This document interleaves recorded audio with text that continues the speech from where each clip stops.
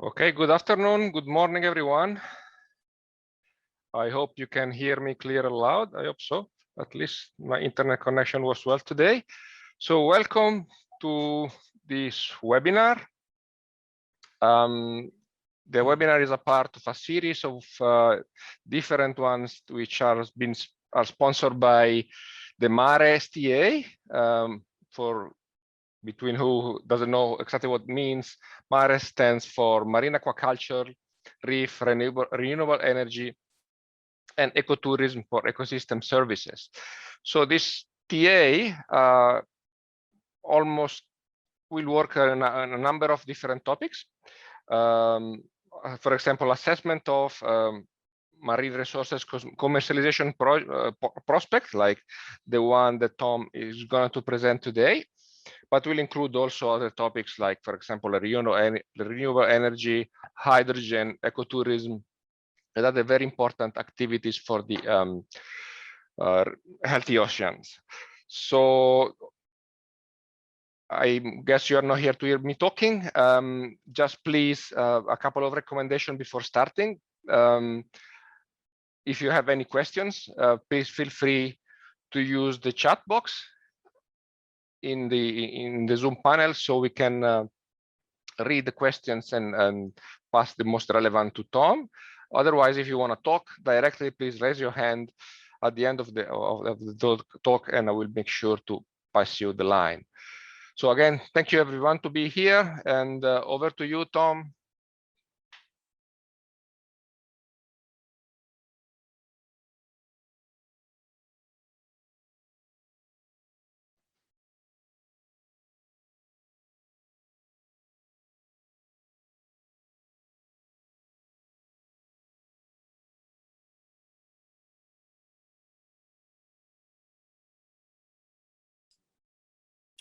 Okay, can everyone hear me?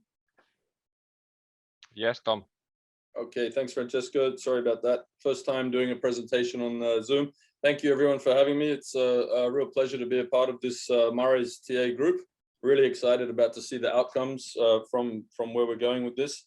And also, obviously, very happy to share what we've been up to in the Pacific. So without further ado, let's move on. Let me just work out this one here. Okay, so I am Tom Bowling. I studied at James Cook University in Australia, and I did a double major in aquaculture and marine science. I've always had an interest in fish propagation and how that life strategy can be used to enhance the needs for food and also for Ornamental, which is where our company was founded. Biota I established in Palau 8 years ago, and the intention for Biota was to breed fish, corals, and giant clam species for the ornamental trade, not so much the food trade, but obviously the technology and the advancements are all relevant and much the same. And that has then led us into doing research into food fish as well. So I'll move on and we can go from here. So yes, as I said, the first stage was ornamental fish. We've grown quite significantly in the last 3 years. We have facilities in Palau, Hawaii, North Carolina, and in Fort Lauderdale, Florida.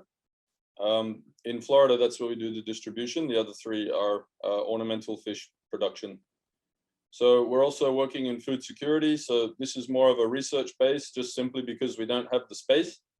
So at the moment, we've been focusing on certain new species like the bumphead parrotfish, which is previously has been considered pretty much impossible to breed due to the lack of getting the gametes, and that's something that we've worked out to do because of Palau's unique geographic location. And so that one then overlaps into restocking wild populations. So you can see here we've released to date about 60,000 species of significance. Actually, maybe about 1,000 bumphead parrotfish, and the rest is rabbitfish for reasons I'll discuss as we go on. Okay, so in ornamental aquaculture, Biota is the first company to produce and sell exclusively aquacultured fish that go directly from the farm to the buyer. We've done this for numerous reasons, but the main one is of course the guarantee that we can deliver a quality animal to the person in their aquarium without any mystery, which does tend to happen in the aquarium trade. There's many hands dealing or handling the animal, and so you can never be sure the actual route or the actual source. Collectively, our staff, we've bred more than 100 new species of marine fish, which is significant statistic that I only came up with the other day as I was sort of researching the amount of species we've done. So we're very proud to have that on our badge. And yes, we can also say that we've been a part of leading the change of industry standards. As our product is slowly dispersed to market, the consumers have realized that our product is actually better than a wild fish for numerous reasons, which is also coming up in the next few slides. So yeah, this is one of our homepage on our website. This is just to give you an example of how we're approaching our product and our sales. We're very much focused on being a responsible aquarist, and why take a fish from the ocean when you can buy a fish and help put fish back to the ocean. That's kind of our philosophy that we've been trying to, or that we have been doing. Okay, so we produce high numbers of highly sought after fish. Our facilities focus on species that are common in the trade, but harder to keep as a wild animal. So for example, well, I'll finish this slide. I'll give you an example. This gives our fish a high value as they are raised in aquariums. And as a result of that, they feed easier, as in they'll actually eat pellets or frozen feed, whereas a wild one will not, because it has not been acclimated to that. They live more peacefully because they have not had to deal with the aggressive sort of wild conditions, I suppose. But it's a very clear distinction, and that actual point has been noticed by other people, not so much ourselves. They certainly live longer. They carry less pathogens and potential for disease, and they also suffer a lot less stress because they do get handled quite regularly in the process of grow up. So they arrive at the customer's house quite happy and ready to feed and settle into the aquarium. So the first facility, the founding operation, is in Palau. We have a mixed species of aquaculture. It says here, yeah, we ship about 90% of our animals and our stock go to our facility in Florida, with about 10% going to Europe and Asia when possible. Of course, with the COVID situation, Palau's been left quite isolated, but we've been very lucky to still have access to one carrier, which is United, so we can still get animals to the US, which has been very fortunate. We're one of the few companies in Palau that is still truly operating, I'd say. We have 12 staff here. That goes up and down, sometimes 15, sometimes 10, but about 12 is the golden number that keeps our facilities running and all the product moving. And yeah, a rough estimate there with our energy consumption is about 10,000 megawatt hours per month. And that also is variable depending on the weather and the tides and different things that we have to run pumps for and whatnot. The next facility is in Hawaii. So this facility is actually owned and operated by the HPU, Hawaii Pacific University. And they have a research program that's been going on for about 10 years. Which has been focused on the yellow tang, which you can see in the picture on the slide. And so it did take them a long time to get it, but once they got it, they're now getting quite strong survival. And so basically the timing worked out great, where we came in and offered to support the research if we could market the product. And that was something that's worked out to be an excellent relationship, and due to timing with other things as well, it seems to be working very well. And we're very excited to actually this month to be dropping real numbers of this fish on the market with a very high demand, and it's an exciting time for us.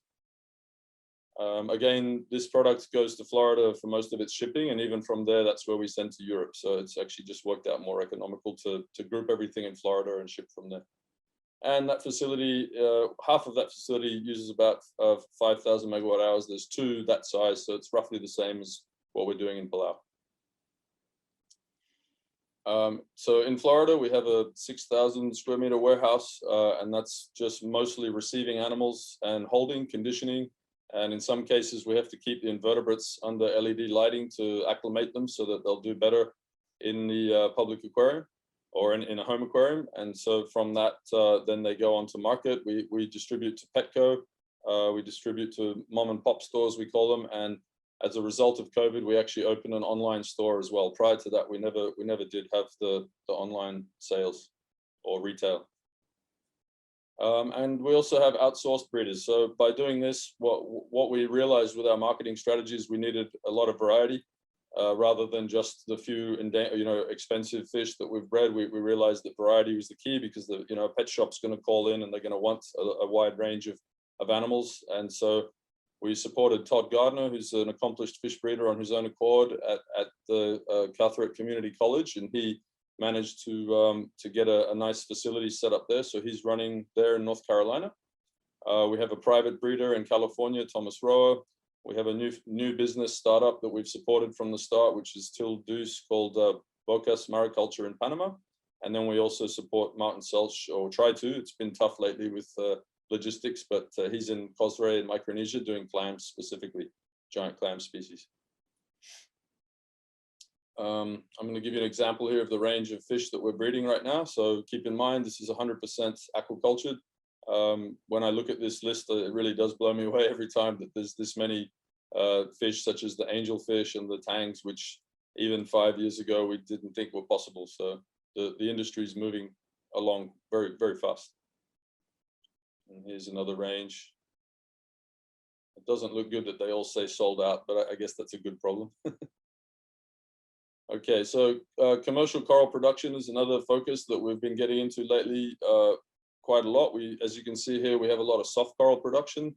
These green corals are very popular. They're in Palau and not in many other places. So that's something we've focused on. And of course, sustainability is a big part of that. So we have to make sure we have a healthy broodstock supply. We plant and outplant all the time to make sure that we don't even go near the wild population anymore. And we have our own colonies started, and we obviously check on those and keep a strong population going in a few different areas.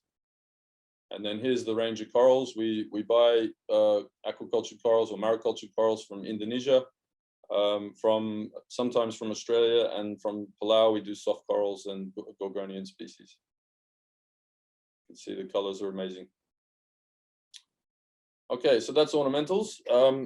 I'll answer questions on that if you have more detailed questions at the end. I'm going to move on to the food fish aquaculture, which is also kind of my passion and the thing that I've been doing a lot of work on.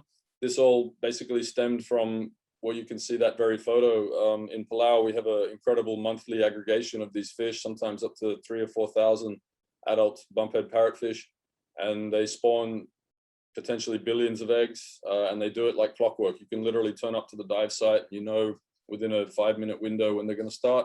And then, of course, we have special permits, and we've been working with the local government to be able to take eggs from the breeding adults. And that's simply a case of waiting for them to go up together like this, where you see them spawn. It's almost like fireworks. They'll separate, and then we can swim in with a net and just collect as many eggs as we need, which isn't really that many. So yeah, maybe from 1 billion, we're taking 10 or 20,000, something like that, to do the research. So we actually just did that dive this year and got full authorization with the government. So now we are allowed to do this commercially. And you can see there we've done quite a few species, but the bumphead is the one that interests me most, of which I'll get to in a minute.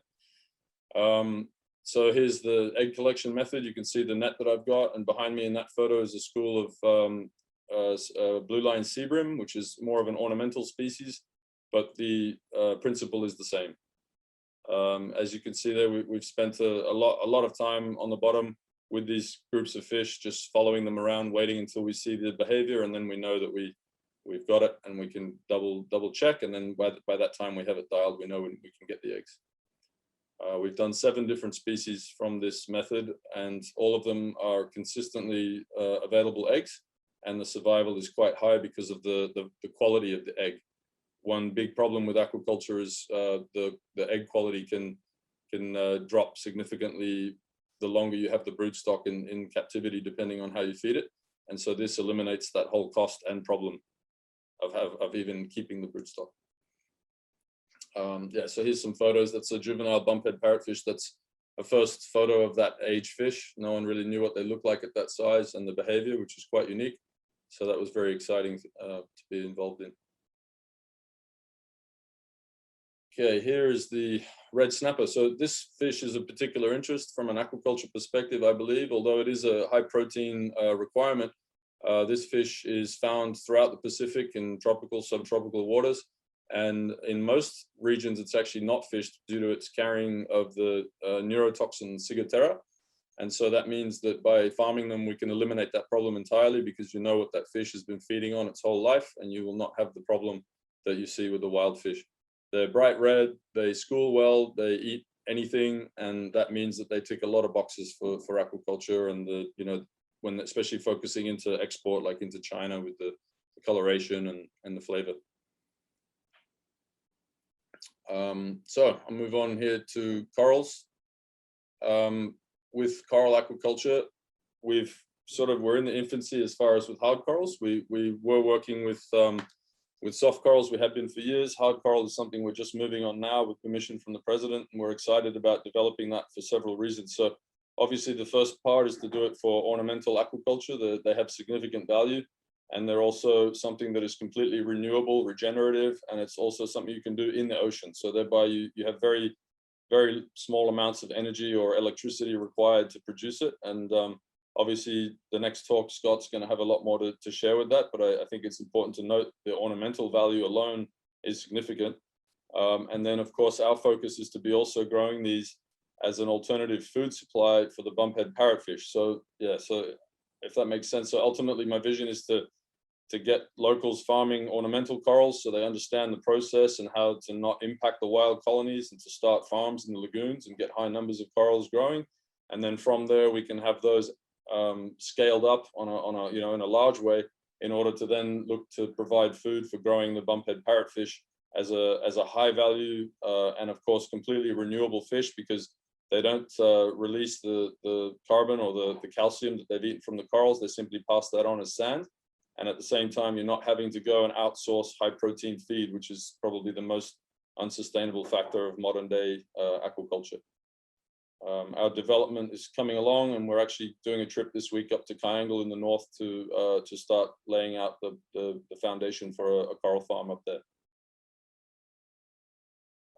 So part of our program as well as the fish restocking, which I mentioned. So the biggest species, or the most common species we do for that, is the lined rabbitfish. It's Siganus lineatus.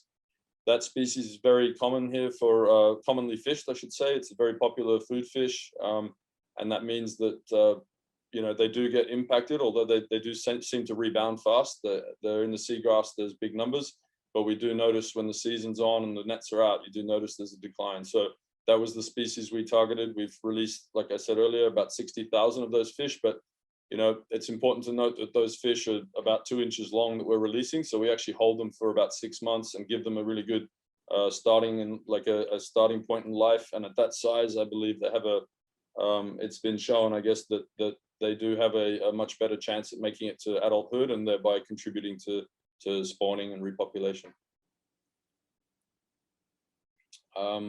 So yeah, here I was going to talk about some of our requirements. The hatchery in Palau, like I said, is about 10,000 megawatt hours, which works out to about $2,000 to $3,000 a month, depending on how much activity we're involved in, and that's probably maybe about 5 to 10% of our operating costs just in Palau. The total for all our operations, I did do a broad estimate there, but I think it's relatively close, which is 30,000 megawatt hours. Our facility in Florida probably uses about the same as we do here, and the one in North Carolina is a lot smaller. And then, of course, I mentioned that mariculture.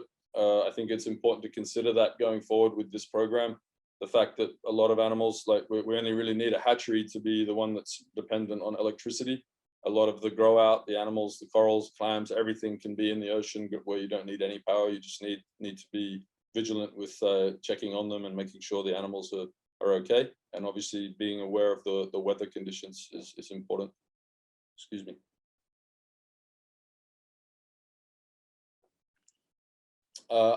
We've done some basic calculations. I do believe that solar, tide, and potentially wind, although maybe not in Palau, would certainly, if not cover the needs, it would definitely come close to covering what we need.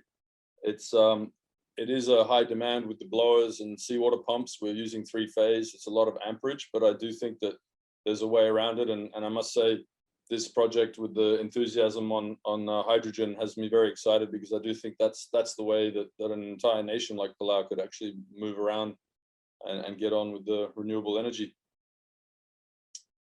So this is just how we're sort of giving back. So I guess sustainable marine life is the fact there is that we are removing pressure from reefs by supplementing them with aquacultured fish.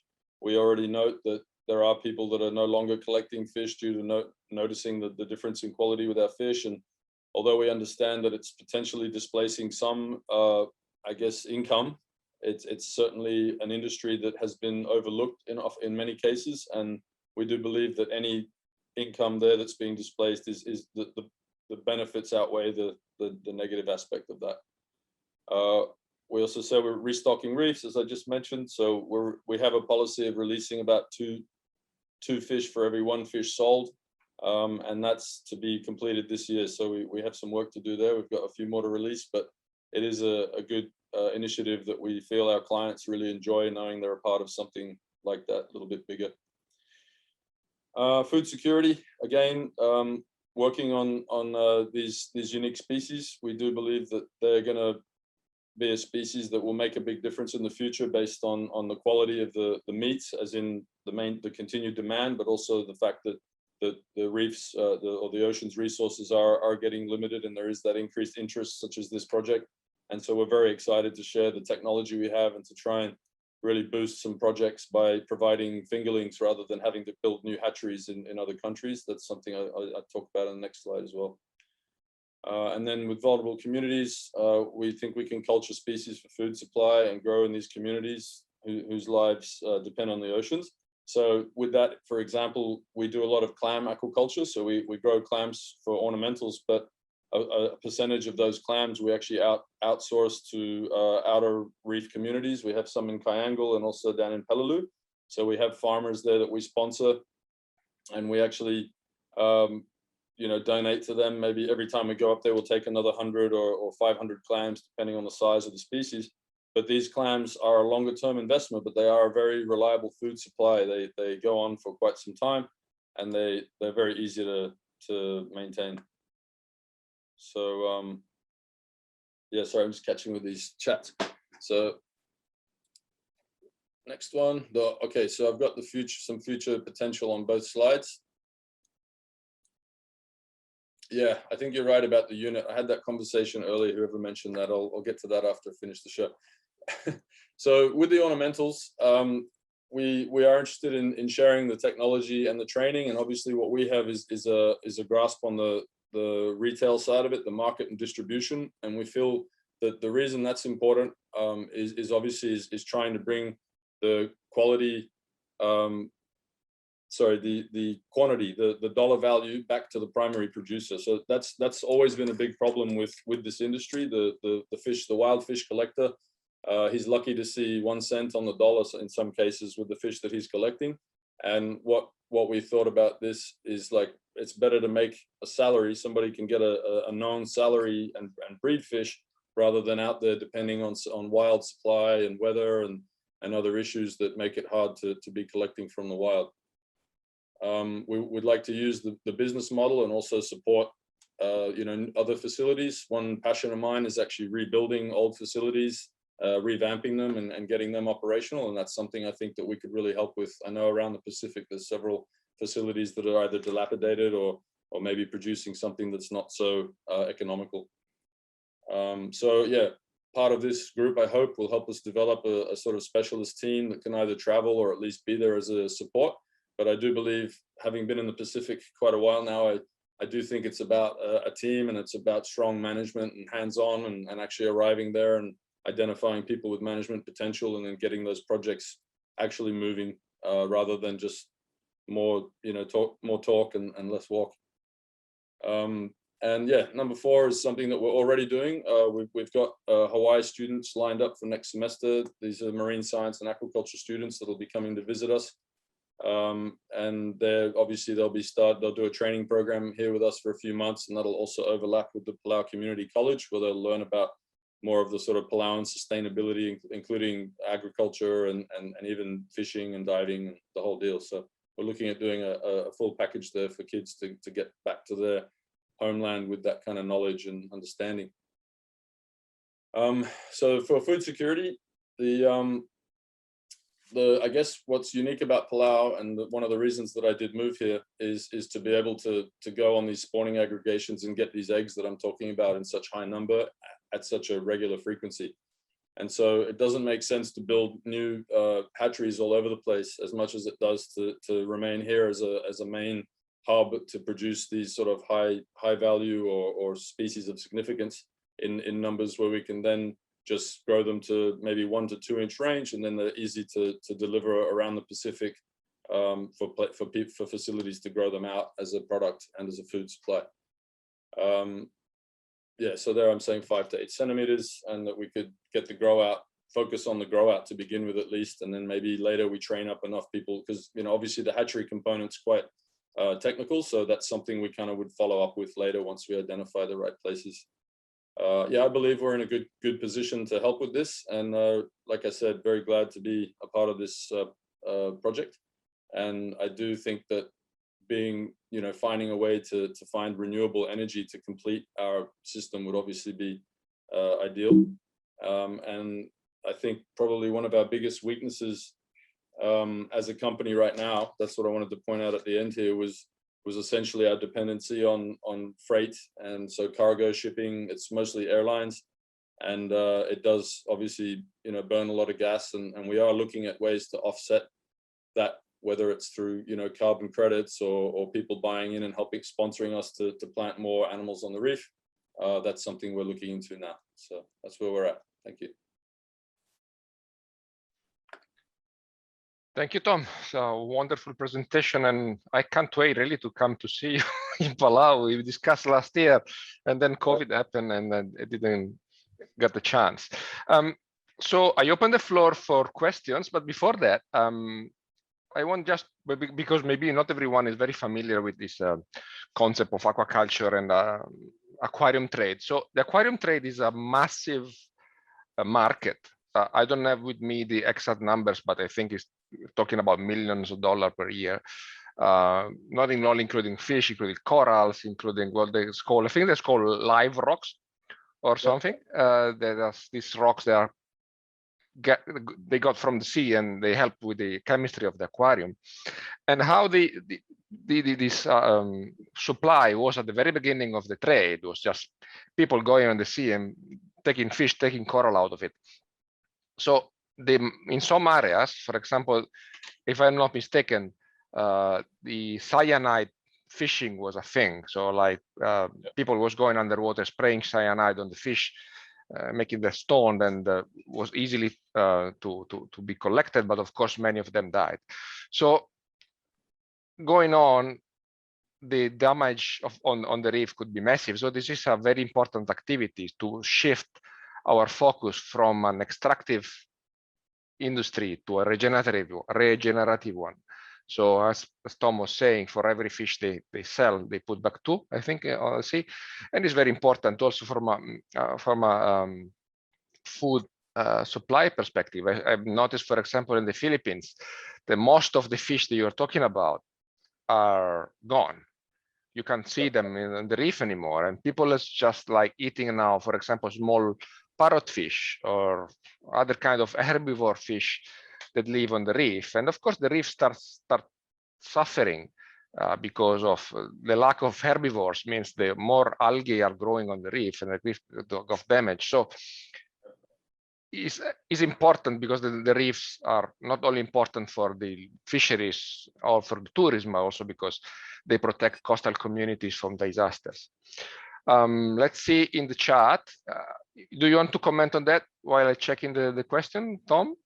Sure. I the key one you just said there, I think, is sort of, the ocean, given time, the ocean does recover. That's been shown. The reefs do respond to being left alone. They do recover quickly. And then the next issue there is obviously the herbivores. If you take out all the rabbit fish and all the parrotfish that keep the reef down and clean enough for the animals to settle, although they do take some of those animals as well, that's kind of controversial. But the truth is that algae does bloom without fish, and I think that one of the biggest sort of aquaculture strengths right now would be to breed local species of rabbit fish in high numbers, as we do here in Palau, and release them locally, even as fry. Even if you only raise them for a week or two, you still give them that huge benefit of getting through that first week when they're very vulnerable. They're absolute, 99.99+% of them are food until they get, settled on the reef and established. So I think that's a huge way to do that, and a very easy way to do that. It's affordable and easy technology. Yeah, thank you, Tom. So they're telling me that was a small mistake in your units of measure of energy. Yeah, it was. But yeah, like I was from a small city. So it was kilowatt per hour, not megawatt per hour. But anyway. Yeah. Okay, we have a question from Tom. Is asking, how do you envision duplicating Biota's approach in other locations around the world? From Scott. Yeah, thanks, Scott. I mean, I guess I can say we have, in a sense. We did start again in Hawaii, and obviously it was easier there because we had a lot more, I guess, developed world ease as in the facilities were set up. But having said that, I know there are aquaculture facilities around the Pacific that wouldn't need too much work in order to revamp them. It really comes down to management, and that's what we're now doing, is focusing on training. So we're trying to bring in a new generation of people, and we're also bringing, people that have worked in, for example, in food aquaculture, but land-based or whatnot. We're trying to bring them out here to develop those skills, because really the resources are there. It's about having the staff. It's about having the right people, you have 3 to 5 people depending for startup, and then you train some locals that want to work and get a career going, and you can make a facility happen within a couple of years. You can be producing in the positives. Yeah, sure. Thank you, Tom. And I was a bit curious about, because you are in this lucky position in Palau of having this large spawning aggregation of fish that make it a little bit easier for you to go and collect the eggs, the embryos of these fish, and then use it for your aquaculture. How do you imagine using this kind of approach in other areas where maybe it's more difficult to find this aggregation of animals? So there are actually many known sites, both like on the Great Barrier Reef, and I've heard of other small island networks that have something as predictable, especially with the coral trout, like the Plectropomus species, and several other group of species. They're all very predictable with that behavior. I guess fortunately it means I have to do more diving, so I'll have to go find the rest of them. But I also don't think that's such a critical part, except for some fish like the bumphead parrotfish. That's something that's very unique in Palau, where it's guaranteed they're always there. There's a few other observations. I think in Malaysia I heard about another one. So it's really about knowing, working with local marine scientists and developing a protocol to identify the fish of that area and where they aggregate. But regardless of that science, I do believe that we get enough here where we can actually provide to other countries that want to just grow those fish. So that's my real sort of my interest here, is to provide fingerlings that are 5 centimeters long, of whether it's bumpheads or snapper or grouper, or there's several species, like I say, that we can do this with. And it's also very expensive to develop a whole new hatchery for, in one small place, for example, one small island community or island nation. And so it's much better to focus on building grow out systems like cages and operating equipment, and then just send the fingerlings there for grow out. That's much more economical, because we're already doing it here and we already have the brood stock dialed. So it seems to make sense. Yeah, thank you, Tom. So we have another question from Steve. He's asking if you can talk about marine fuels. I know that marine fuels for boats, for example, are extremely expensive. For diving center, for example, the main cost is gasoline for the boats. So can you Steve is asking if you can talk about marine fuel costs, how much of your freight cost is energy? Yeah, so I don't have a percentage. It's something I need to look into, definitely. And I have, it's obviously, I made a estimate in my talk there at like 5 to 10% of our operating costs, but that doesn't really account for, like, for example, the freight it can range from $6 to $15 a kilo, depending on who we talk to. And that's, we're trying to ship maybe 400 to 600 kilos a week. So that adds up very quickly. And that's something that is a significant issue for us, is freight, getting our animals out of here. As for fuel, basically we're stuck like everybody else. At the moment, we're paying $5 a gallon or plus, more than $5 a gallon. So it's certainly one of our biggest costs, and it's also something we need to do, which is why I really welcome the idea of electric technology with boats, because we don't use boats every day. We use them 2 or 3 times a week. So that means with a solar grid, they could recharge, they could be ready to get out there if it's only a few times a week or every other day even, because we do get enough sunlight. Certainly there's other tech that we're interested in, but as far as fuel at the moment, we're very much restricted to gasoline. That's pretty much it. Yeah. Thank you. Yeah, so part of our TA is to identify ways to use renewable energy to power, for example, freight, or you're using hydrogen, blue hydrogen. So I invite again everyone to write some question or to raise your hands directly while we're waiting for them. Can you explain us a bit? Oh, there is a great question Q&A tab that I cannot see. Okay.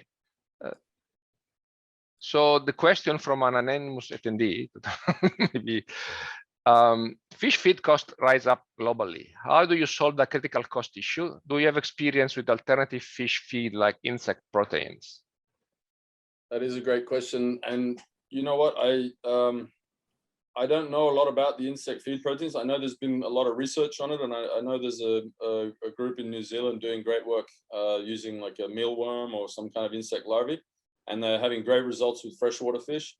I don't know about that application to marine fish, and I do know that is not just that fish feed costs are rising, but also that they are literally starting new fisheries with especially trawlers, like bottom trawlers, to go take everything from the bottom of the ocean and turn that into fish meal. And that to me is one of the biggest downsides and one of the biggest negative attributes to aquaculture. And so that's what led me to do my work on the bumphead parrotfish, where I do believe we can raise them on 80% farmed corals. That's my hope, and that's why, because you can you close the system in the ocean and don't have to go back.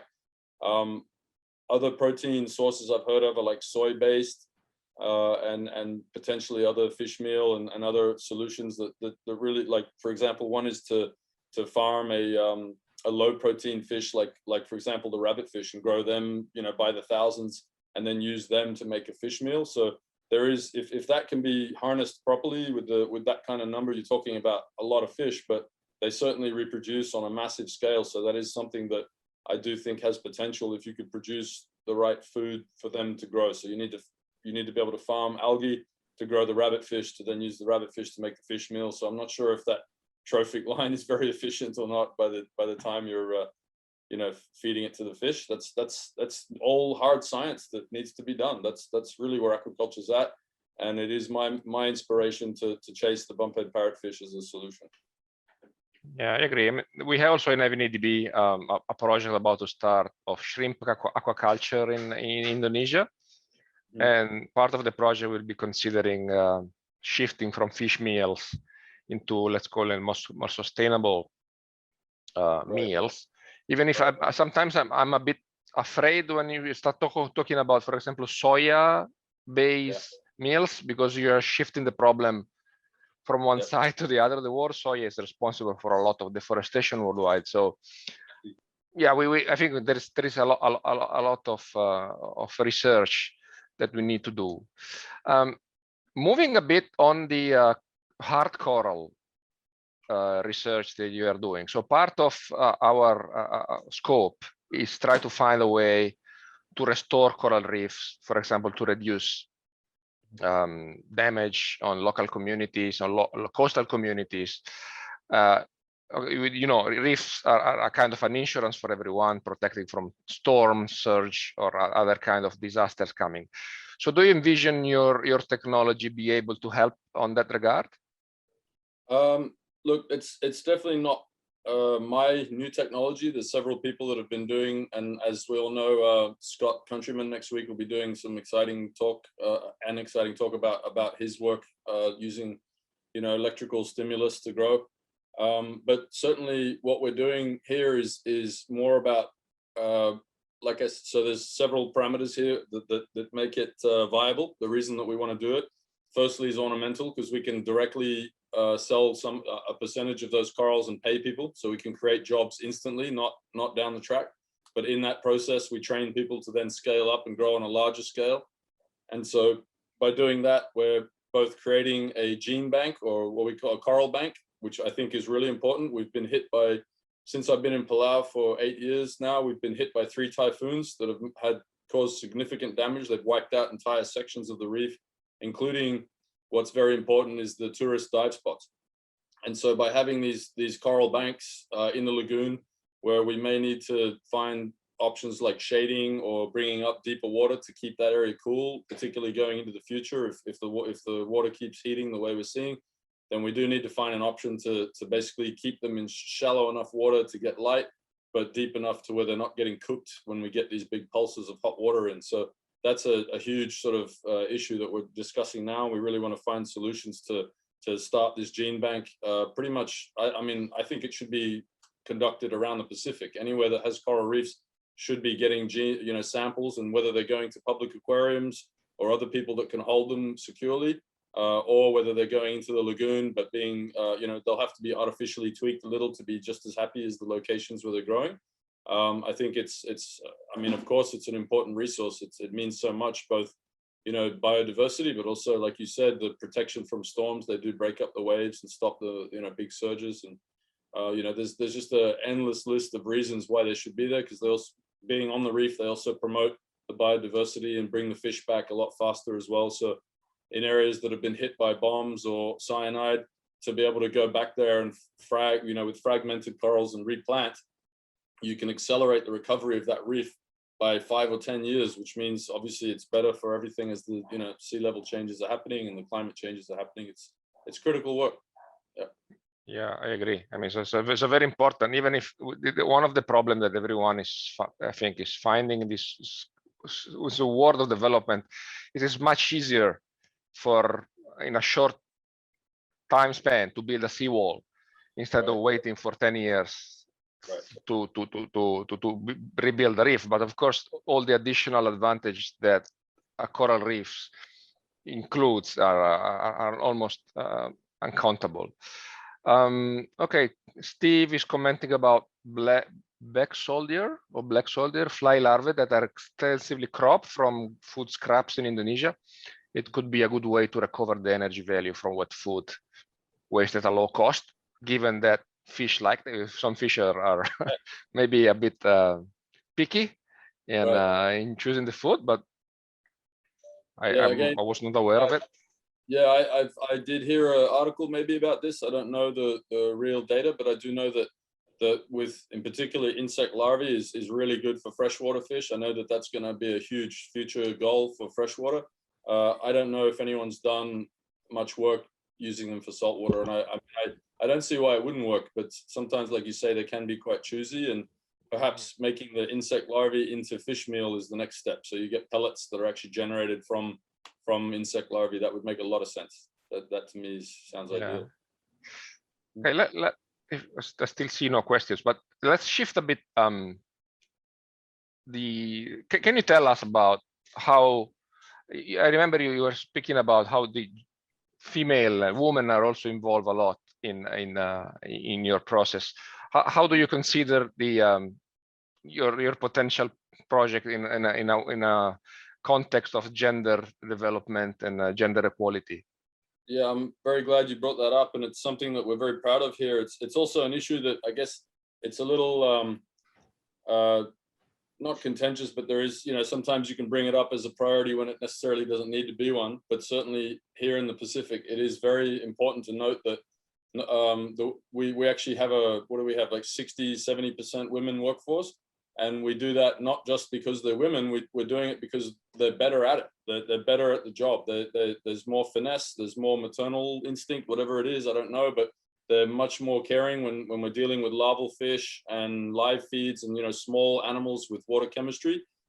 We find that, even in Hawaii, it's 60% women there. And it's because they're better at the job. Men tend to be a little more rushed and a little more, interested in the sort of harder hands-on work, and for sure the women are in the lab.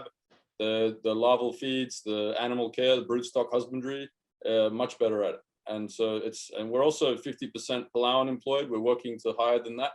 And again, that's not just because it's not just the principle, it's we want the best people. And that's what the numbers have resulted in. Yeah. So it's kind of nice that it's not by policy, but by actual action, I guess is what I'm saying. Yeah, I think I agree. I mean, yeah. It's all I think in the Philippines as well, it's always the case when women are involved in this kind of activities, they are very good performer. Remaining in the kind of human resources question, we have a question from Keshan.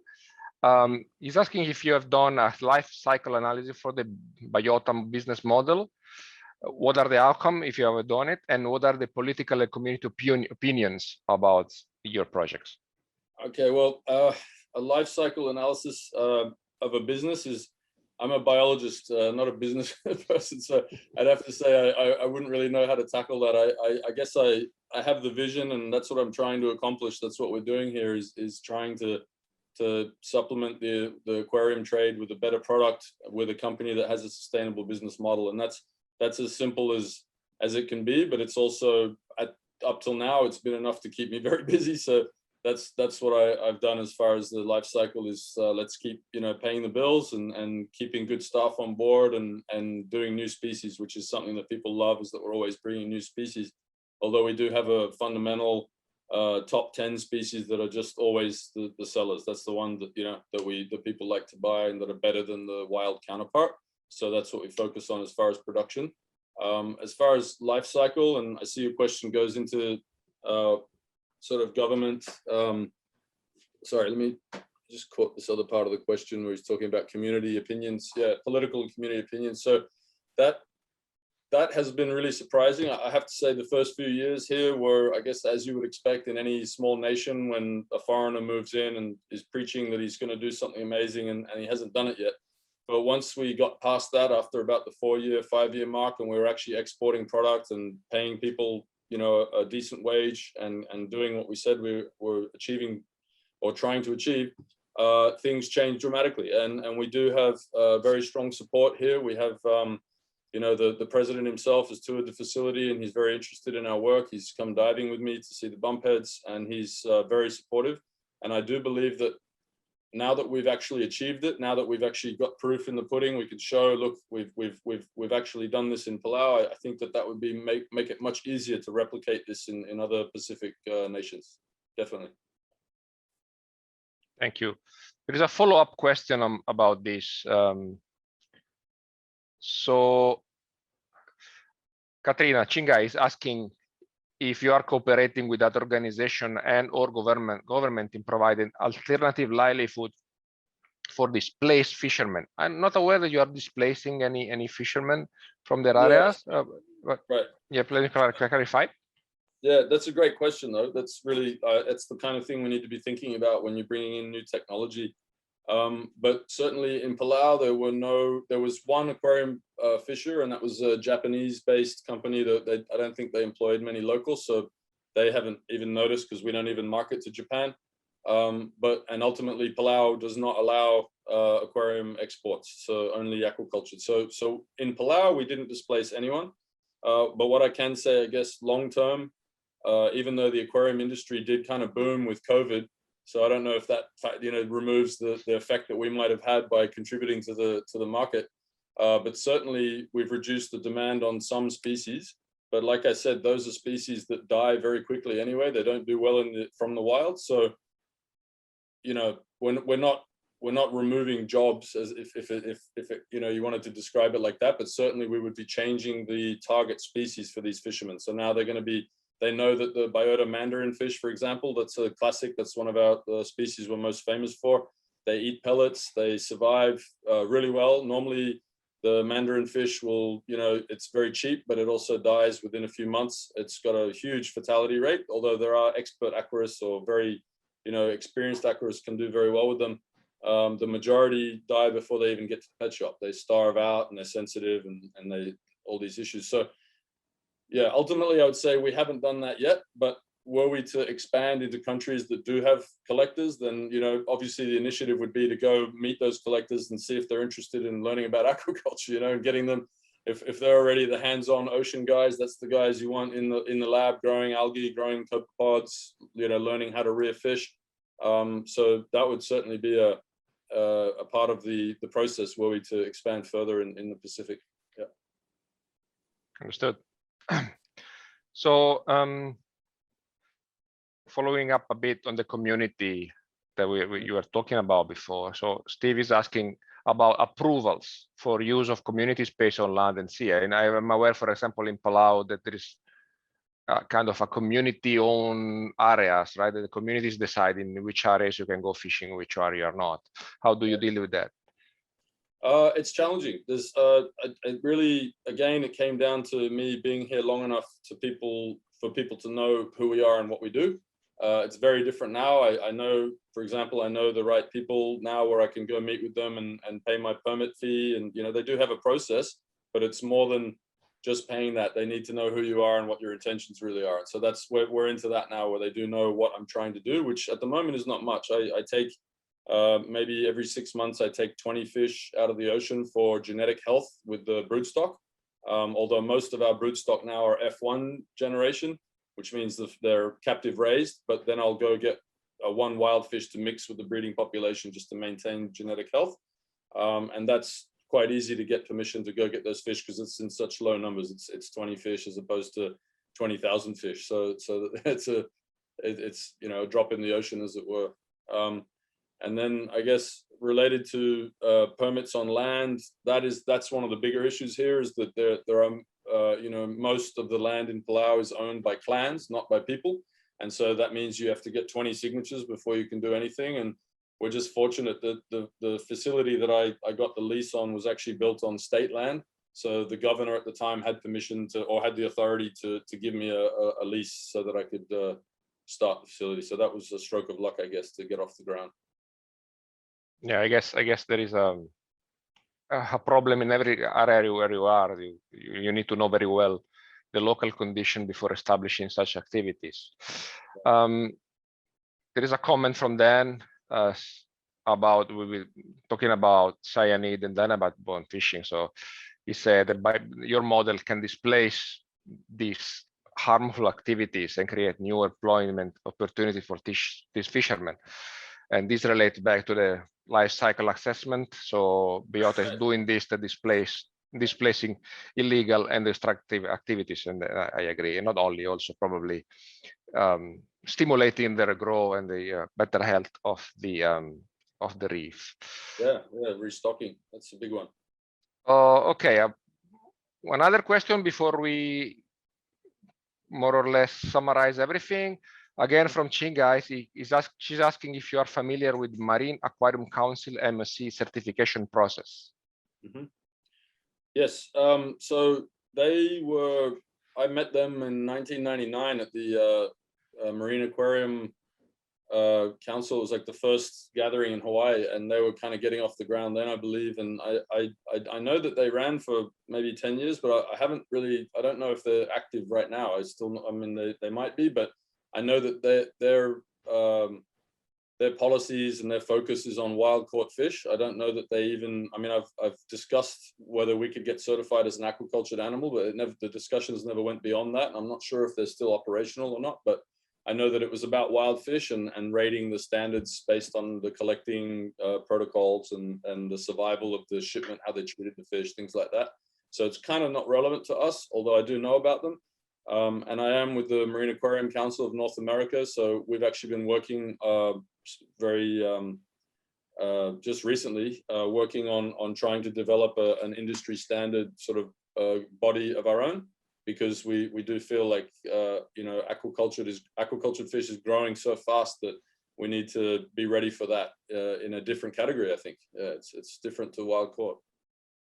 Yeah, and this kind of, I mean, all the certification are kind of controversial at this point. I don't know if you've seen the Seaspiracy documentary on Netflix. There are few documentaries about any kind of certification, from the forest to the fisheries, that raise not a very positive light in some occasion. Of course, some of them are biased, some of them maybe didn't give the full picture of the situation, but anyway, it's very complex. So I agree, probably your model is not really targeted for it, because you don't collect anything from the wild, you just grow it. Yeah. Right. Different. Okay, so let's close. We have just 4 minutes, and related to our TA itself, Steve is asking, how do you see the integrated approach that Mares is promoting, and how this impact could impact your business? And this complex interaction can add value to your business model. Yeah, I'm nothing but excited. I love the vision. I love the team that's assembled because of their different skill sets. And it's like, obviously you can see I'm not an electrician. That was more of a cut and paste issue, but clearly that's something I'm not thinking about enough. And going forward, it's something I want to address. I've been so stuck in it, my head's been so focused on breeding and you know, training, getting the staff dialed. Shipping logistics is you know, it takes up a lot of our time as well. So naturally, now that we've gotten to this point, we definitely want to get not just more sustainable, but more efficient. And I think, you know, I love the idea of hydrogen. It's a big issue that I've always been struggling with is how, you know, battery storage is the only real way you can solve the solar, you know, as in making a country or a business entirely solar. You've got to be able to store it. And the hydrogen concept just seems to be the best initiative I can think of. I think it makes a lot of sense. So I hope we can get some hydrogen powered boats happening soon. It'd be great. Yeah, it would. It would. Okay. Thank you. Thank you, Tom. Thank you very much. I really hope I will be able to come and see you soon in Palau. So I want to remember to everyone that all our webinars are recorded and are available on the Development Asia page that you can see at the bottom of this slide.